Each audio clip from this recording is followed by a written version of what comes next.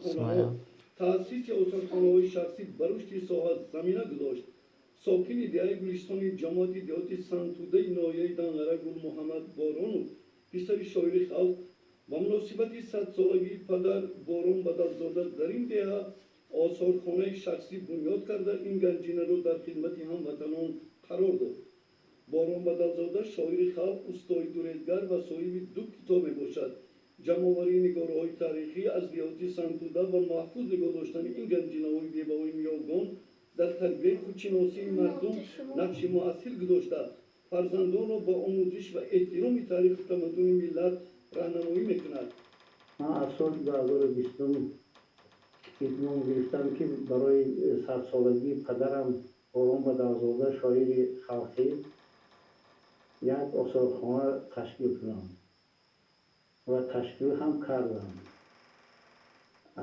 پدر من هم حافظ، هم شاعر، هم استاد دوریدگر بود. 2 کتابش را به چاپ برآوردیم و باقی مانده من دستخط‌هایش را جمع نموده در همینجا گذاشته ایم. مهمان‌های خارجی هم آمده دستخط گذاشتند. ما حرکت کردیم که این پیکره وی را همچون یک آثارخانه شخصی گذاشته ایم.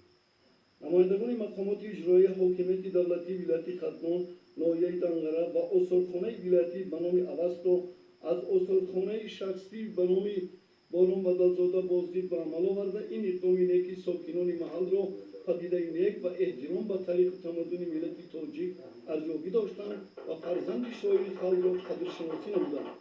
ما می‌نداریم از رئیس ولایت ختلان، از رئیس ناحیه دنغره که ما را فراموش نکرده من آثارخانه ما را به نوبت گرفته آمده دیدن کردند و به ما تحفه سپردند.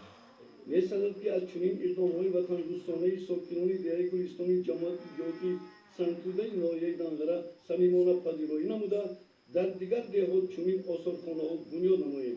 سیدزاده شیرعلی، شهرت شیرعلی، نمازری ارگشت، ناحیه دنغره، اخبار.